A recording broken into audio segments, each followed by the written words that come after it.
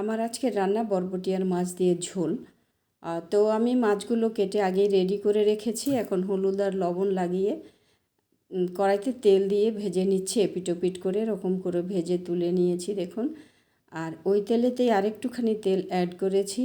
এখন দিয়ে দিলাম কুচানো পেঁয়াজ, বাটা পেঁয়াজ, রসুন বাটা, আদা বাটা, জিরা বাটা এবং দিয়ে দিলাম এখানে হলুদ গুঁড়া আর দিয়ে দিলাম স্বাদ মতো লবণ এবং মরিচ বাটা দিয়ে কষিয়ে নিয়েছি একটু পানি অ্যাড করে। আর ঢাকা দিয়ে দিলাম। তো যখন মশলাটা কষানো হয়ে গেল তখন আমি এখানে দিয়ে দিলাম বরবটি কষিয়ে নিয়ে পানি অ্যাড করেছি এখন। তারপরে দিয়ে দিলাম এখানে ভেজে রাখা মাছের টুকরাগুলো, ঢাকা দিয়ে রান্না করে নিয়েছি। প্রায় রান্নাটা কমপ্লিট। এখন দিয়ে দিলাম এখানে টমেটো ফালি এবং দিয়ে দিলাম এখানে ধনেপাতা কুচি।